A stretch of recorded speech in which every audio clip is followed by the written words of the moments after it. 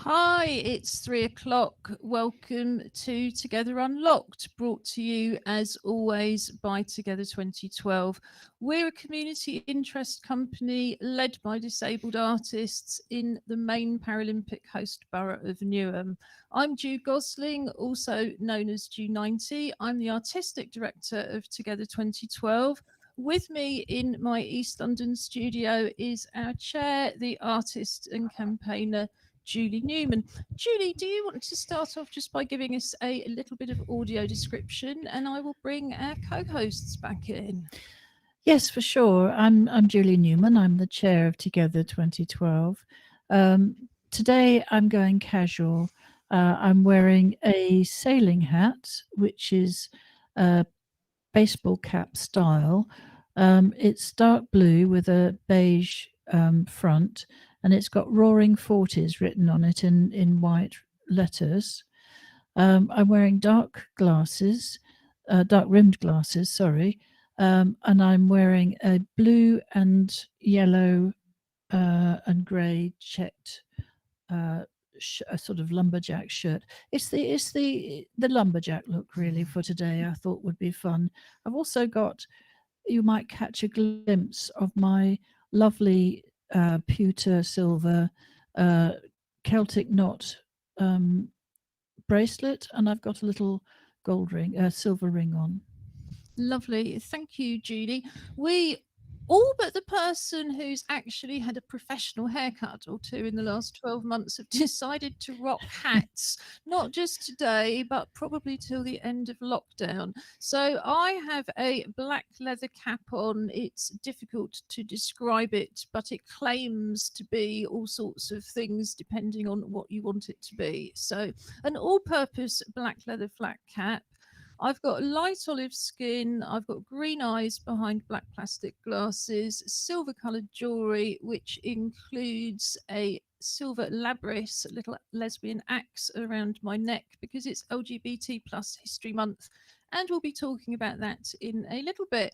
I've also finally got a long sleeved green t shirt on, a sort of dark mossy green, and it's got black and white trim around the neck and the wrists. Behind us, we have our Together 2012 graffiti banner, and that has, not that you can see much of it, representations of all the different art forms we cover in the course of a year, from live music and visual art to street art, carnival art, photography, filmmaking, dance, drama, and much more. And also in between us, but behind us a little bit, we have our teddy bear waiting to see Win. whether, well, waiting to see whether they're going to be the medal bearer in our Clockwork Paralympics, which, as always, is coming up after 3:30.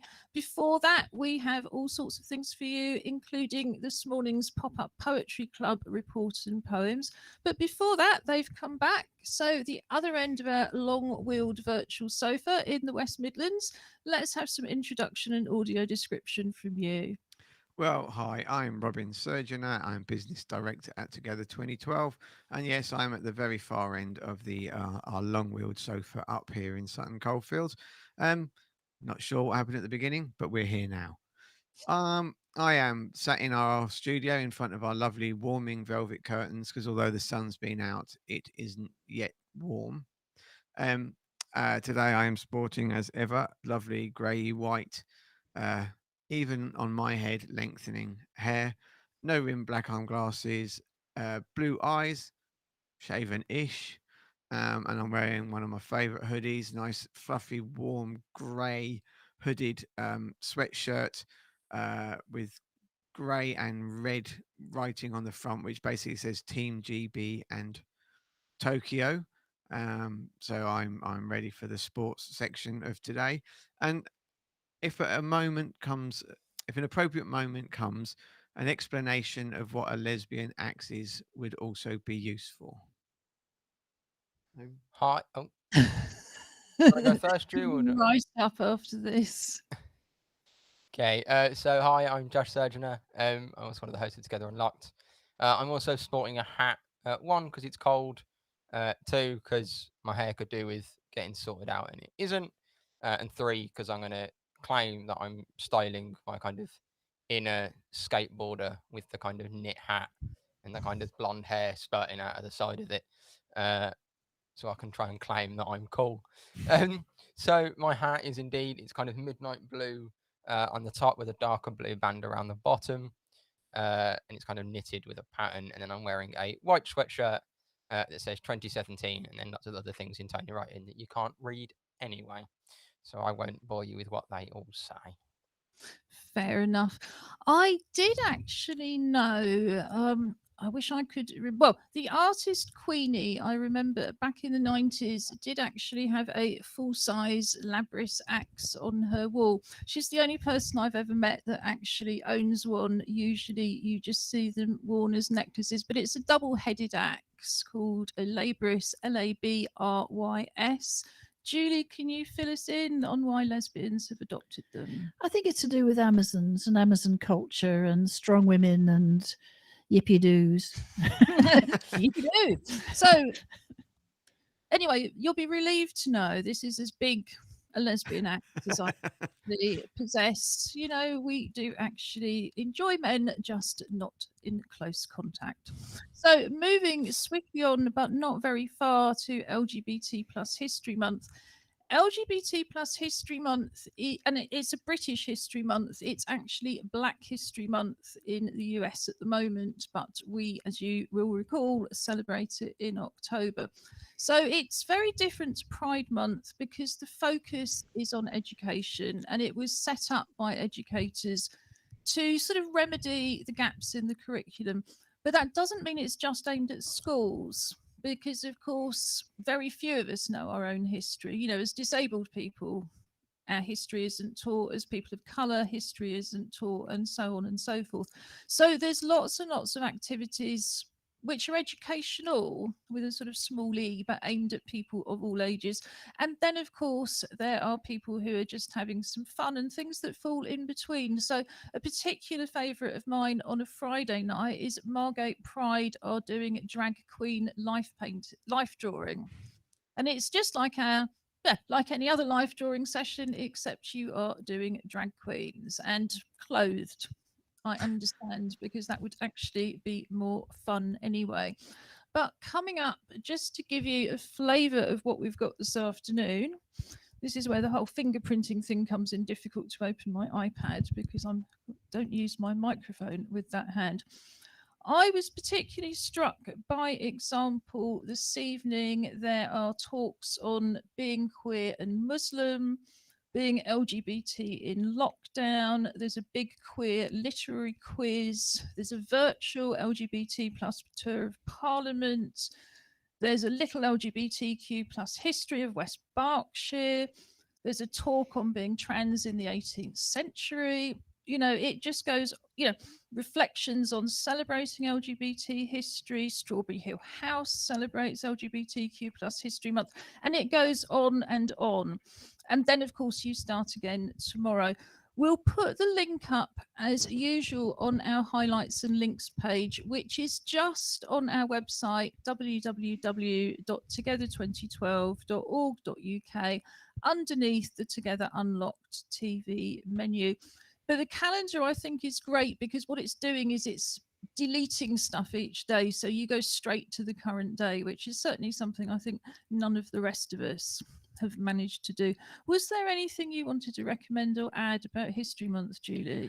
I think it's really important to look at the range of what's on offer and perhaps get inspiration for next year for what perhaps you could set up with others for next year to contribute. I think that's a really good idea. I mean, we're trying to do as much as we can to celebrate LGBT plus History Month through the month. We haven't actually been so hot at interviewing our LGBTQ plus disabled artist colleagues, who actually either incredibly busy or still hibernating because of the weather and the impact. But I think we'll have some interviews coming up before the end of the month.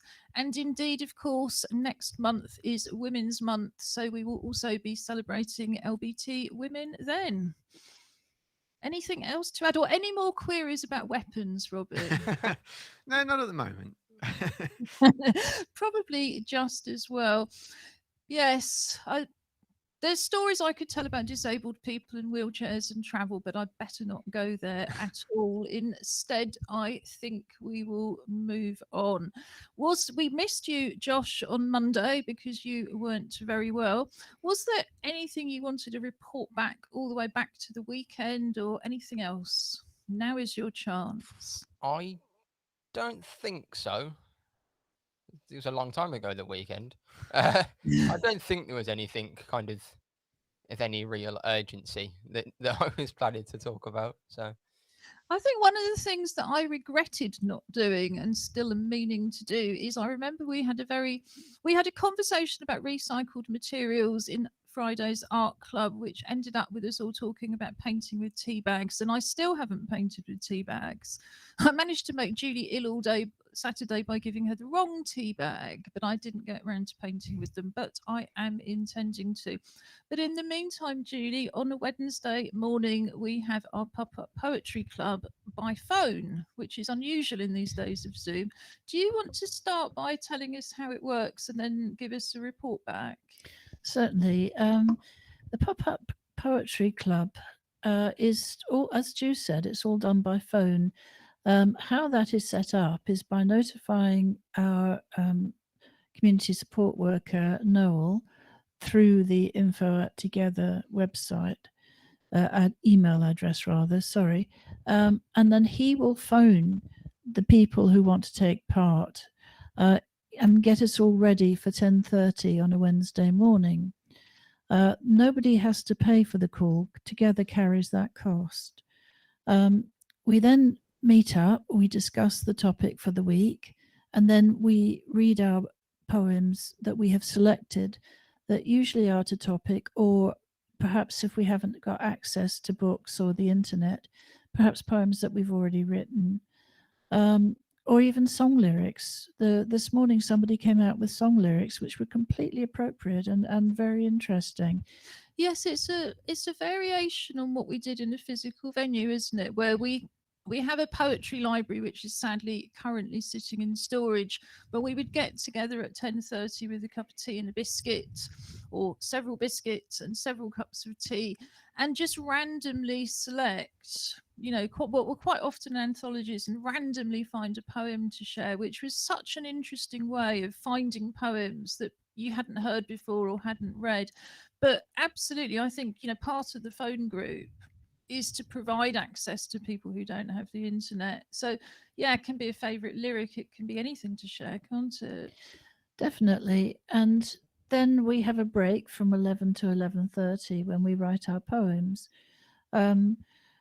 When we meet back at 11:30, those who've been able to write a poem read them, or those who haven't been able to write a poem for whatever reason, but perhaps have another poem that they'd like to read out, can contribute that way. So the theme for this week was a February morning. The theme for next week is a dream. Fantastic. So what we do, again, we'll put the poems from the club that they've sent in. Well, not everybody sent a poem in, but the poems we're going to read out now will be up on the highlights and links page. And we'll just remind you of that theme. We would love to see your poems, or indeed hear them. If you want to record them or video them, send them in, as Julie said, to info@together2012.org.uk. And our engagement support worker, Noel Guinan, is the person who will take it up if you'd like to join. Everything we do in our club's programme is free and open to any disabled person who can get to it, and anybody they want to bring with them. So on a Tuesday, we have Make and Natter with the Art Club. On Friday, we have Still Life with the Art Club. On a second Monday of the month, we have Photographers and Filmmakers Club. On the fourth Monday, so coming up next Monday, we have our Dance on Screen Club. That's very fortunate because it was Dance on Screen before lockdown. And the first Thursday of the month, we have Zoom Together, which is our open mic night. So have a look at the clubs. They're on our website under the 2020 programme, and there's further details of all of them. The only club that isn't operating at the moment is our East London Wheelchair Dance Club, which for obvious reasons is not able to work from home. Julie, did you want to start by reading your poem? I can do that. So this is called The Shortest Month, which is, of course, February, for those who hadn't thought about it. Through the darkened skies comes a glimmer of light as the rain ceases, less harsh in the new day, and winds no longer beat against frames. January was a long month with many harsh storms, cold fronts made colder by the lack of sun. So welcome then the relief that comes with a shorter night. Seas from fiercely surging hold back their spray. Fires die down in the grate, once hungry for the flames. The room basks in the heat that comes from the welcome morns. Fields then flooded now show green with waters gone. Old wood dies back and fresh life appears in the hedges. New buds push through the dark and frozen earth. Longer days become loud with the returning birds calling, and in the meadows lamb appear, small bundles of white huddled against their mother's warm wool. The marshes drier sprout plants that thrive amongst the sedges. The world is warmer, pulsing with new birth. Skies are clearer, the moon rising higher as the sun is falling. Spring comes closer and the world rejoices in the burgeoning light. February gives hope, with days once empty now full. Oh, that was lovely, Julie. And as always, I think we're staggered at the fact you managed to write that in half an hour. I don't even think I can write that many words in half an hour. Not any ones that make sense, anyway. Josh, you've got one from Blake Jarrett Gibbons. I do indeed, and this is entitled February Mornings. February mornings, waking up now after the sun has risen. Some days waking up to snow on the ground and the sound of people talking to one another. Oh, it's so cold, but it's still nice for this time of year.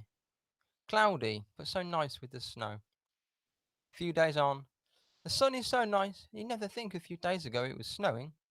All right, I'll catch you later. What?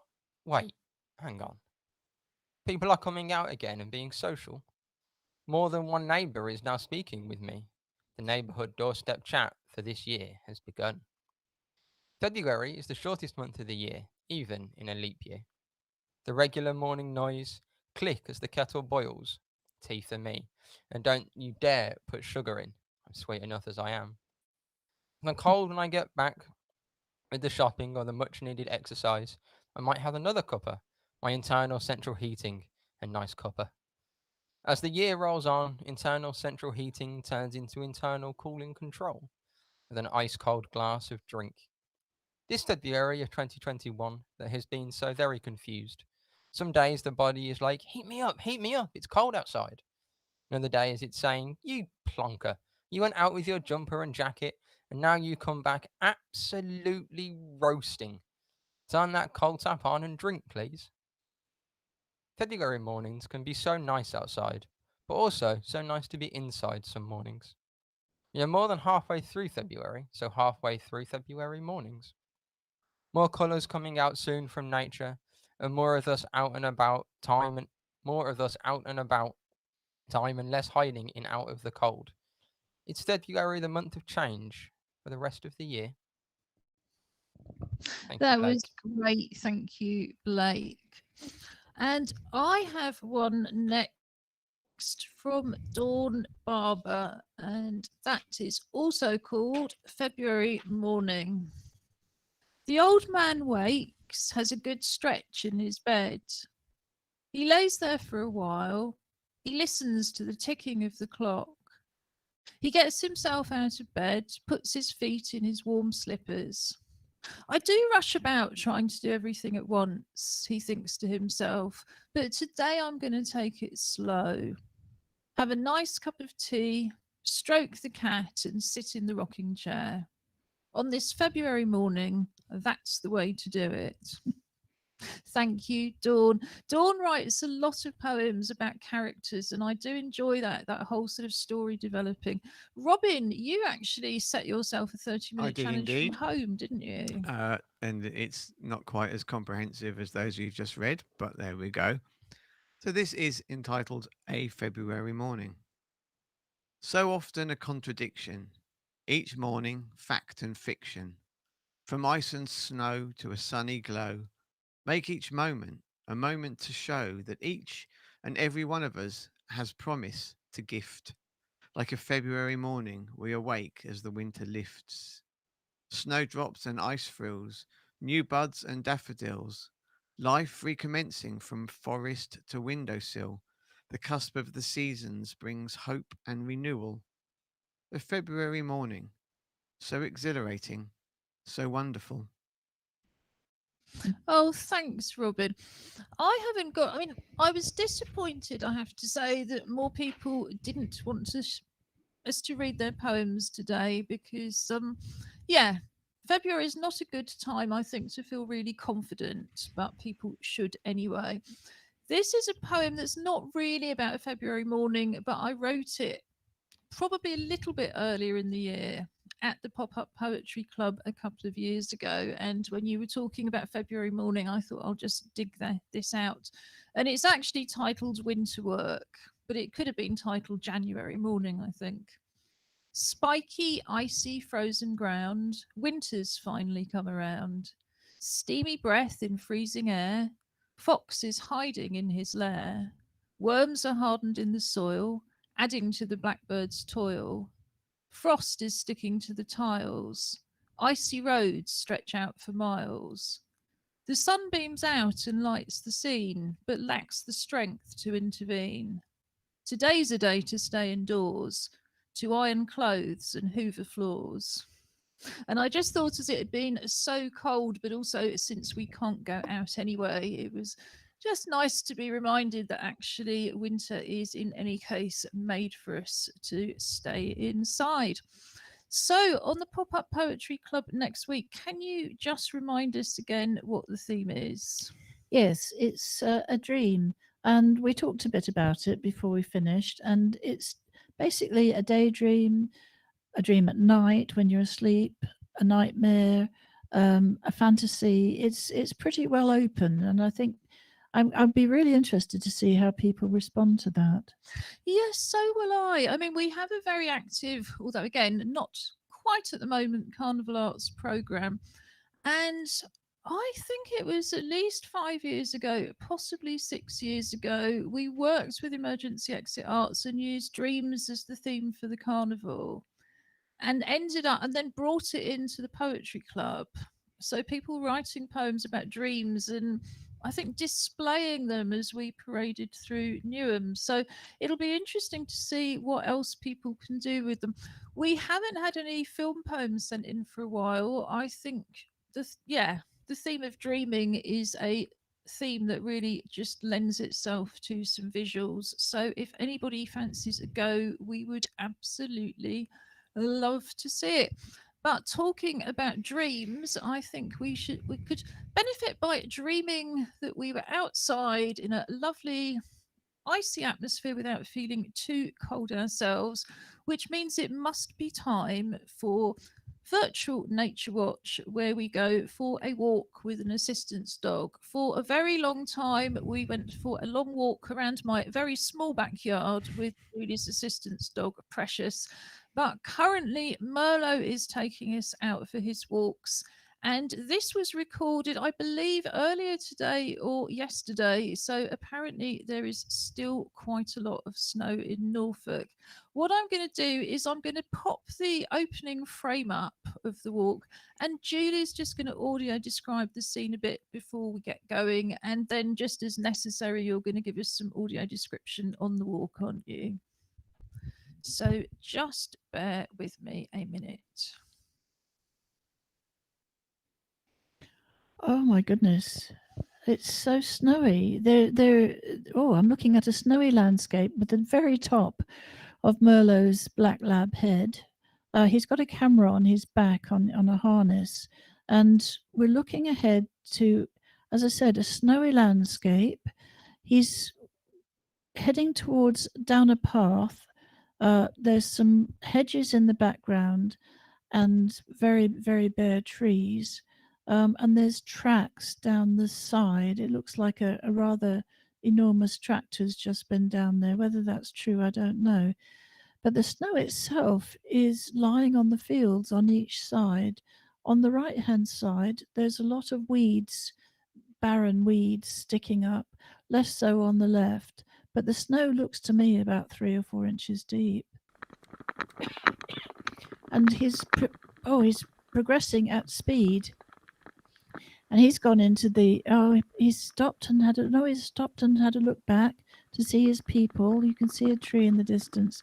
He's walking in the tractor tracks, which makes me think perhaps the snow is a little bit deep for his paws. He's coming up past some weeds on the right. He's stopped and paused and is looking back again. You can see his collar and the top of his head. And on he goes. We're going past a large tree, and he's he's turning back. He's stopped and paused for his people again. His little ears are up. Now he's turned and is walking back down the tracks, going past all the weeds that are sticking up to his right. And he keeps pausing just to make sure his people are still with him. That snow is awfully deep, I have to say. The tractor tracks go right down. I think it's increased, actually. I think it must be about 12 inches deep there, which is no wonder why he's going for the tracks that have been laid. He's looking across the fields. He paused. Now he's going on again. He's looking at a tree, 2 trees actually, on his left-hand side. And he's stopped and he's looking around yet again for his people.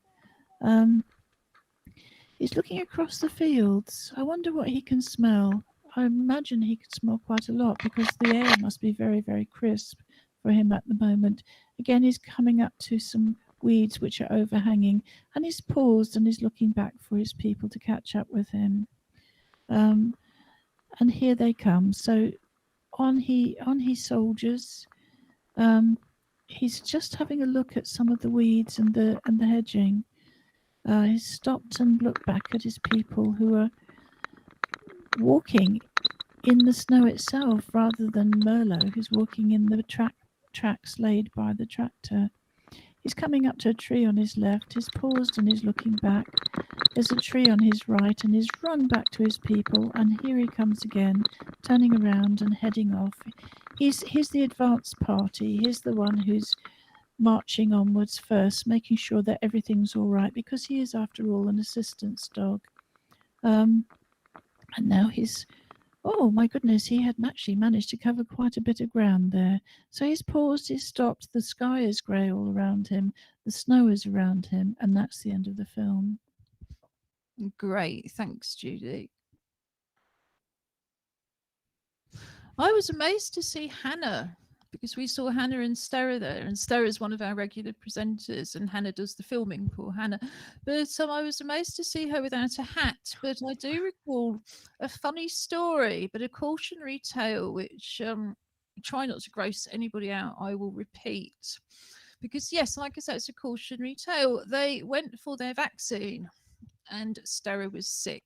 So Hannah passed her hat over. And of course, abandoned the hat. And 2 minutes later, they watched somebody steal it and put it on. Oh no, Ju, that is too gross. Certainly is. But it made me wonder whether poor Hannah only has one hat. So Yes. I think if necessary, we will be getting another hat sent over to Hannah. Yeah, well, the cautionary tale is, don't steal something unless it's been very clearly put on a recycling bin for somebody to take it, which is what I've been doing recently as I've been clearing out my kitchen a little bit just to make it a bit more accessible. Things have been very, very much welcomed. So on a serious note, at the moment, I think there's many people who, if you've got an extra frying pan or something, are actually really keen to have it. So if you're decluttering, the fact the charity shops are shut, it really doesn't matter. If you've got good quality things, stick them outside or put them on your recycling bin with a note saying free, please take it. And it's very, very surprising how quickly it does go. But if it doesn't have a note, leave it be. You don't know what's going to be in that there hat, do you? Well, like I say, it's a cautionary tale, and I will move swiftly on now. But thank you again, Sarah and Hannah, for that film. So it's just about time for the Clockwork Paralympics. This week, we see the return again for the second week running of our Winter Paralympians. Well, some of our Winter Paralympians from our Winter Paralympics special, which we held on the very last show before Christmas, which seems like a very long time ago indeed now. Do you still have snow in the West Midlands? I think we've got bits and pieces. One spot of our garden seems to be a microclimate unto itself, which it's melted everywhere else apart from this one bit that still has snow on it. So yeah, my garden's been everything's been completely washed away, but my cut and come again lettuce that had survived since last summer, you know, first of all, it was very much frozen veg, and now you can see that I don't think it's actually going to last at all. But back to the Clockwork Paralympics, we take this far more seriously than we should, or at least some of us do. Yeah, Don't the we? London people do. Yeah. We don't. yeah, definitely.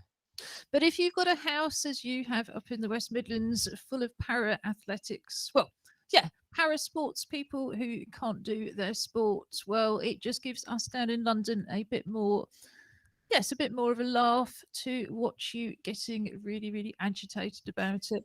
The reason we have teddy bears as medal bearers is because we support the International Children's Project, the virtual bear hunt.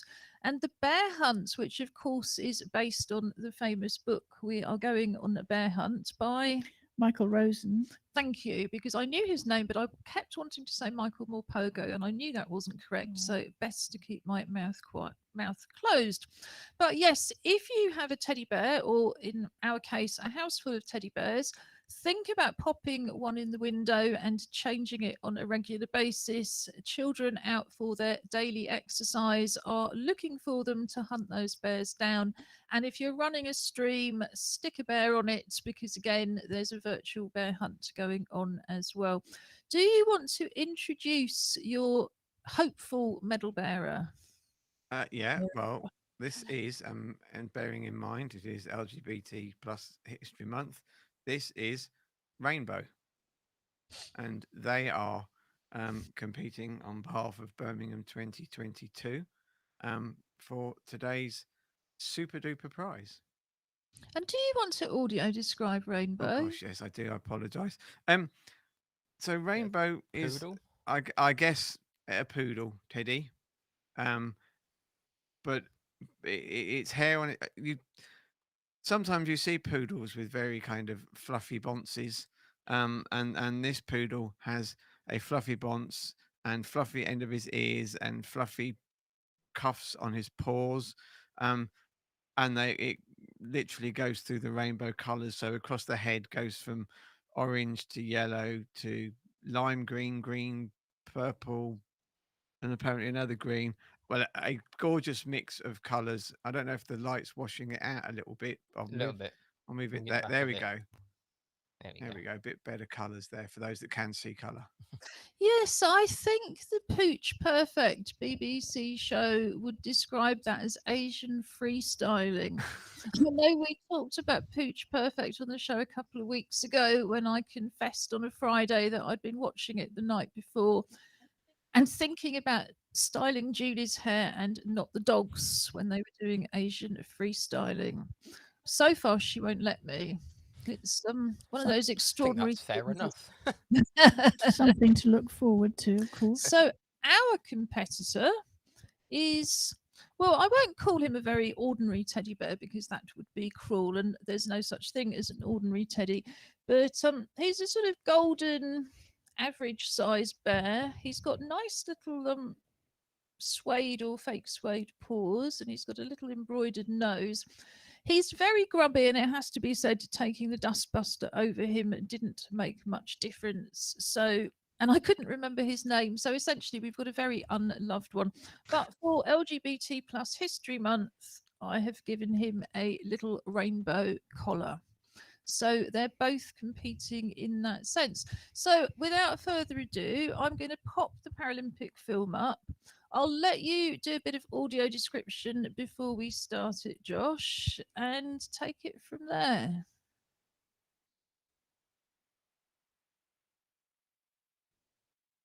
So today we have two snowmen competing, and we are on Ju's balcony. We have the kind of blue tile mosaic flooring, some nice green banisters on the right, and we are waiting for the competitors to start and hopefully have a nice clean race today. Oh, And we also have a cat. some interference. Just to say, we're choosing the one on the right. So they are both off, and they both appear to be camera shy as they are running away from the camera / finish line.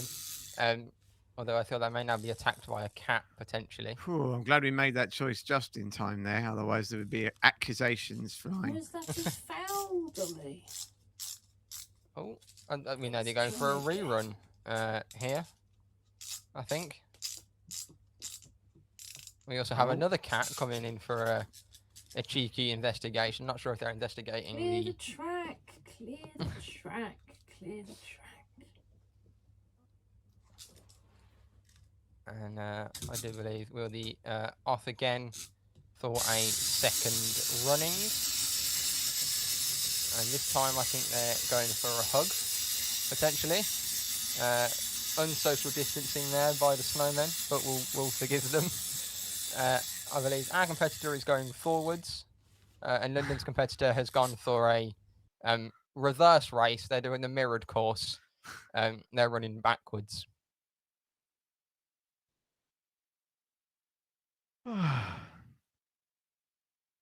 Oh, I do believe you're still muted, Ju and Julie.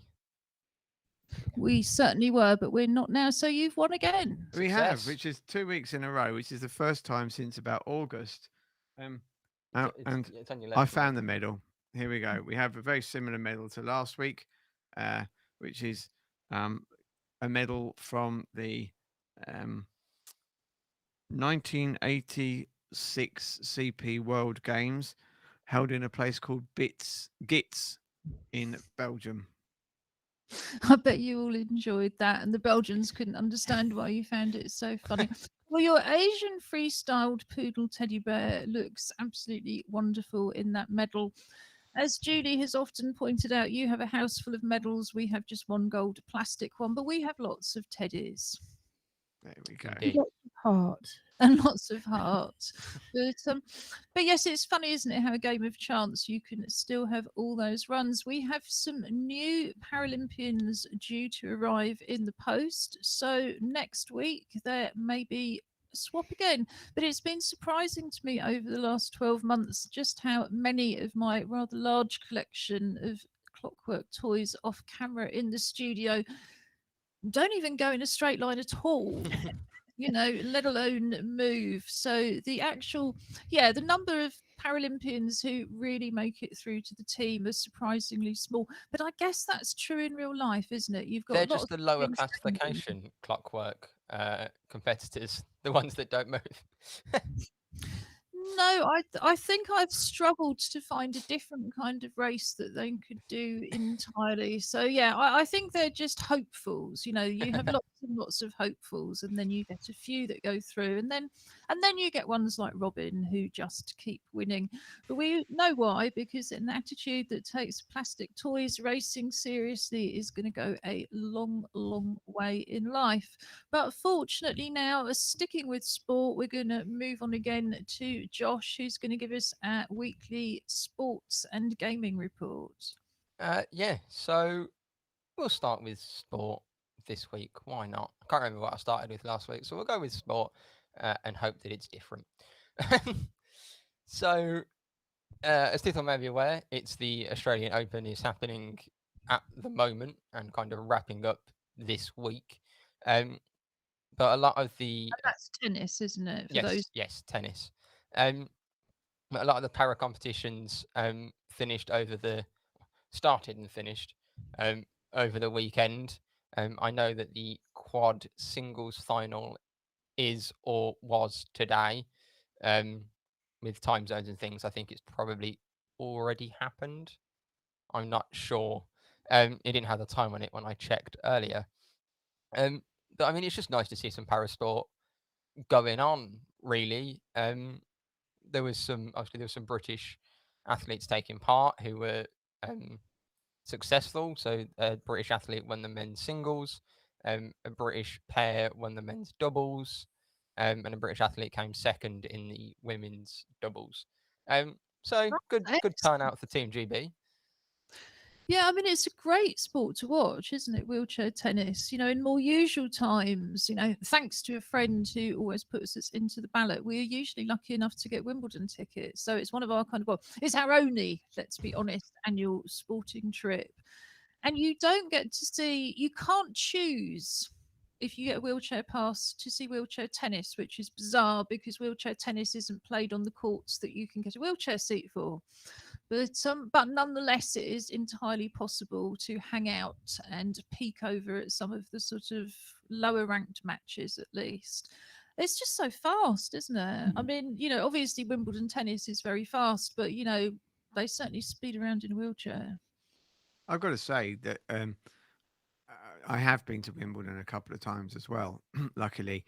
Um, but the last time I went, which was a couple of 3 years ago, um, I actually enjoyed the wheelchair tennis much more than the finals. We've got centre court seats, which are the new centre court, were about a mile up anyway.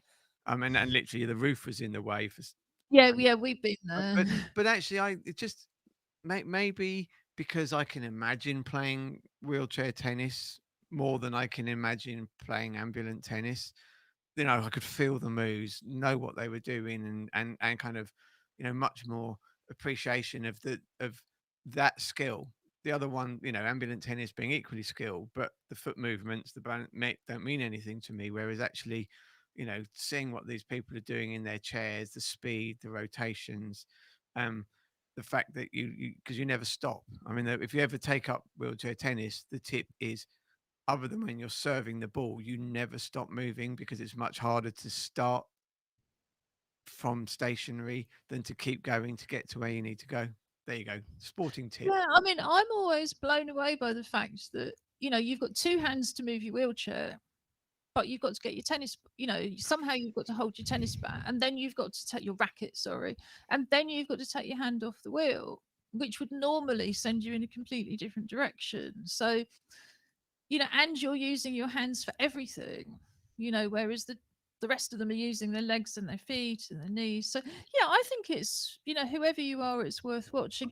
Am I right in remembering, Josh, that it isn't on TV, but they have their own YouTube channel embedded in the website? So you go to the Australian Open website, or is that wrong? Honestly, I don't know. I mean, I know that there is TV coverage of the Australian Open as far as I'm aware, but I don't know. I Find being out. that I'd missed the finals, I didn't look into when they were on because I couldn't. They'd already happened. Under our sports report in our highlights and links page, which should be up at 5, we will put a link in to where you can watch it. I was surprised. I just seem to remember sort of checking it all out. And in terms of British coverage, it was about going back to this sort of standalone website. But the plus side was that you had all of the matches on it. Yeah, I don't know who normally carries the TV. Australian Open. Yeah. It's the one Open that I tend not to watch for no particular reason. I just don't tend to watch it. I watch a lot of the US and Wimbledon, but just don't really watch the Australian for whatever You reason. enjoyed this one. Yeah, it's just the way it goes, I guess. So some other sporting, it's not really news, but I was looking for something to read yesterday. I was looking for a new book, and scrolling through Audible. Other audiobook services are available. But I was looking through Audible and just kind of looking at the different categories and kind of clicked into sport books, um, for to see if there's anything to read. I like a good sports story. And one of the books that it recommended was Nicola Adams' um, kind of autobiography that came out in 2017. Um, Mm. and obviously, with it being kind of LGBT History Month, it is a link there. Um, but also, just from what I mean, I've never met Nicola Adams, but from what I can tell and knowing people that have met her, um, she just seems like a super nice person. Um, and obviously, for those that don't know, she was the first woman to win a gold medal in boxing at the Olympics in London. She then followed it up and defended it in Rio um, in her weight class. Grew up in Leeds, and it might be it's kind of one of the things that like I might have to check that book out and listen to it and kind of learn more about her kind of life story. I know some of it in passing, but from what I can gather, she seems like quite an interesting person to learn more Yeah, about. and in terms of kind of dance, she absolutely made history in terms of Strictly Come Dancing. Whether you think of it, whatever you think of the dancing, it is a dance program. It is the most popular dance program. And, it's the first time there's ever been a sort of televised same sex couple competing in ballroom dancing. What was such a shame was that her partner became infected with COVID and they had to drop out. I don't think they would have got as far as the semi final, but they certainly would have got further. And yeah, I thought she was a great role model. But I think I having not watched any of her performances, I can't tell you if she was any good or not. So you may be more qualified in that. But I think if you look at sports people that go on to those sort of dance competition shows, it's the people like the boxers and the NFL players and things that do really well because a lot of those sports skills carry over. I mean, a lot dancing is fancy footwork. If if someone's going to have fancy footwork, it's going to be a double Olympic boxing champion. So and things like NFL players having to learn all the routes and things like that. Those skills carry over. I mean, like the ice skaters in the Yeah, gym, it's cheap, another athletic but discipline. Yeah. yeah, I mean, all I was going to say was, I mean, for those who want to look into a bit of dance history in same-sex couples, um, there was, it's got to be 10 years ago, probably. There was a show on the no, I won't say what channel it was in case I'm wrong. There was a TV show called Dancing on Wheels. Oh yeah, I And remember that that. had Mark Foster and James O'Shea were partnered together, if my memory serves me correctly. And James O'Shea was a dancer first and then went on to compete as a Paralympic swimmer. And I'm not sure what he's doing now. But just to throw that in there. No, I think it's always important to remember that disabled people have always done it first, but nobody's noticed. um, so yeah, that was just a good. I think it's 15 or 16 pound if you don't have an Audible account, or if you have a Audible credit, it's just one credit. Um, so yeah, I might have to give that a listen. Yeah, if anyone else is interested, you can do that. So moving on to gaming, the first one is it's a bit of a throwaway story, but it made me laugh when I saw it. Um, there's nothing I can link to for this because it was one of those kind of things that was there and then disappeared. But President Biden had gone to Camp David, which is the kind of presidential retreat, you know, away from the Oval Office type place. Their version of Checkers, I believe. And in it they've I think it was his granddaughter put up a picture or a video that they've got Mario Kart arcade machines and that he was still beating everybody. And I just thought it was really funny that the president of the US not only plays Mario Kart, but by all reports, is quite skilled and has been playing Mario Kart for a while. Apparently, his skills were rusty because of the campaign trail, but he was relearning. It just made me giggle. Is this the one that you've been trouncing Robin at? Yes. Yeah. I've got no So, excuse now, have I? yeah, I can't go, well, if that's because I'm old. if 'Cause if Joe Biden can relearn his skills at 70 whatever 71, 72, I think that's all. No, he's older than Julie, isn't he? I think he's about 78 at the moment. Oh, is he? I thought he was. Shh, that Sorry. makes Yeah, it that was worse. the point where poor Julie.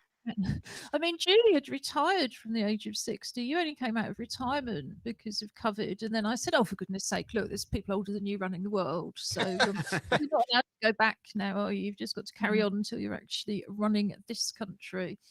But yeah, there's clearly no excuse apart from the fact that he's a politician and you're an artist. Are you thinking of going into politics, Josh, as you seem to be the best at it?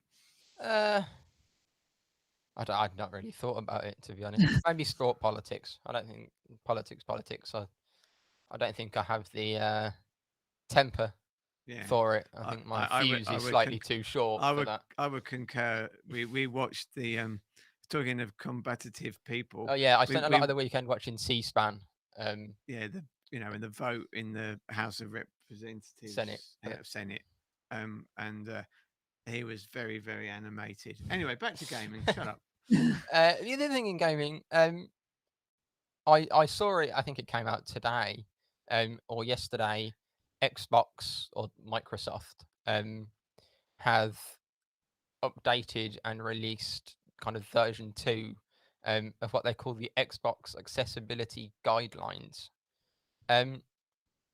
which are exactly what they sound like. It's a set of guidelines for game developers to make sure they're making games that are accessible. But they've kind of updated it. They've made it a little bit clearer to read, and kind of there's set goals to make sure that you can. It's clear as okay, if you're working on this, then these are the things you should kind of aim to hit.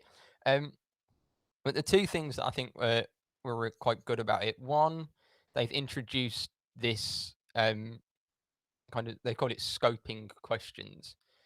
So it's things for each category of accessibility, and there's a kind of whole list of what they are. But it's some kind of very high level, kind of high order questions of does your game have this? If so, why? Can you take it out, or can you do this?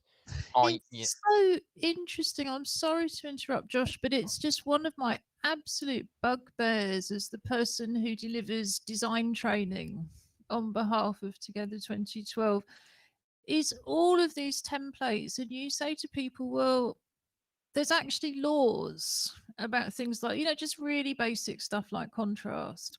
And there's guidance that's been out there since I think I started on the internet in 92 and the guidance already existed. But what happens is the design, people pick up Eventbrite or they pick up WordPress to build a website. And the vast majority of what's available is not actually accessible or indeed legally compliant. So they've just got a whole choice.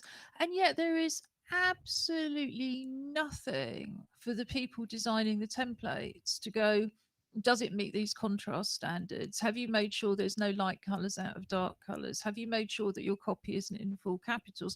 And you get the kind of issues, again, one of my bugbears with, the vast majority of the government's COVID-19 information campaign doesn't even meet the NHS Accessible Information Standard, which is enshrined by law, because of things like using condensed capital letters. But again, there's unless people choose to come to an organization like ours for training, there's no kind of global guideline saying if you're designing a template for WordPress, it's got to follow. Have you thought about this? If you're designing a template for Eventbrite, have you thought about that? It's just so often gaming just seems to be streets ahead of the rest. Yeah, and I think it's one of the things about these questions is that they're designed to be very simple. Yes, no, and if the answer is no, the guidelines are like, well, why? So that, but the other thing that they've done as part of it is they've launched this platform for game developers to be able to test their games against the guidelines and get kind of technical people that understand how to make game feedback.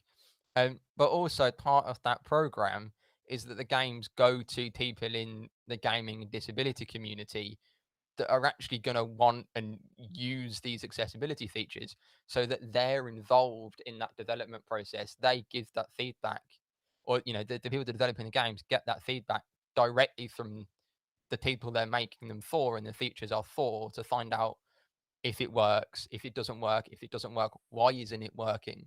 And I mean, it is quite literally an industry first. I mean, we've talked about Microsoft quite a few times on the show about what they're doing around accessibility in gaming. I mean, but they really are kind of leading the charge on making gaming more accessible. And I think with their updated stuff and this new platform, that it's outside of gaming accessibility, one of the things we always is such a bugbear in people building accessible buildings is that they never ask a disabled person if it's accessible. So the Yeah, fact they're actually like absolutely. find out from the people that are using the features if the features work, I think is great. And I think the other thing is, because we've talked a lot about, that gaming involves storytelling, it involves design, it involves creative arts, it involves acting. There's so many different creative professions involved in gaming, but it's much more, you want to go into an industry that's already thinking about people like you. And I think that's the other side of it. I think it makes gaming appear much more desirable as a creative industry. Whereas the sad reality is there's an awful lot of public sector funded facilities where the standard is far, far lower than the commercial facilities. And that shouldn't be right. If you go to say a cinema or a film festival that's been subsidized by the lottery, it shouldn't have a poorer standard of access than the commercial cinema next door that's not getting a penny of our money. But yeah, co-production, I think, is always the way forward. So we'll have all of the things you've mentioned in the highlights and links page. Was there anything else on sport and gaming? No, that was everything from me this week. Well, So, Oh, gone. only to say that at the moment, the British Paralympic International Swim Meet, or British Paralympic Swimming International British Meet, Para Swimming International yeah, Meet. yeah, at the moment is still scheduled to go ahead, and which would be an event that Pat and EJ would be normally swimming at. So kind of watch this space, because there's so many questions about, even if it is happening, who can go, whether you should go, like, so we'll just something to keep you abreast of on that one, not about their involvement necessarily, but how it's being approached, because I think it'd be quite a good sort of benchmark on. absolutely. And of course, we always want to support all of our young people. We have our own young artist who works for us 2 days a week, specifically working to develop the talents and creativity of disabled young people. And that's Hazel Brill. Hazel runs a various Facebook and different online groups. She's also offering the Arts Award programme of recognised qualifications to young people who, for whatever reason, are out of school. And just generally, we would love to see young people's work. Please do send it in. On Friday, we have an art club feature and we have viewers' work. So any kind of arts or crafts, do send it in on Friday. Friday, we also dress up to go out to stay in. Julie and I have got a couple of joint costumes planned for the next couple of weeks. So if you fancy dressing up to go out to stay in, either to do something real at home, online, or something quite imaginary. I think you've been to the moon, you've been back in time to have tea with people. We would love to see your photos and films. We will certainly be dressing up and we'll certainly be staying in. We won't be going out. And also on Friday, we have our regular feature, Something for the Weekend. So we'll be going back to LGBT plus History Month to see what's on offer there, but also all sorts of things available, mostly for free, online and offline, that you can do from home, including very possibly a bit more sport to watch and some games that we recommend. But like I say, everything we've talked about today, and of course, Merlot's Walk, if you'd just like to enjoy the walk again, will be up on our highlights and links page. and we will be back on Friday at 3 o'clock. So it just remains, I think, to say goodbye from the West Midlands Bye. Goodbye. and goodbye from East London. Stay home, stay creative, and stay well.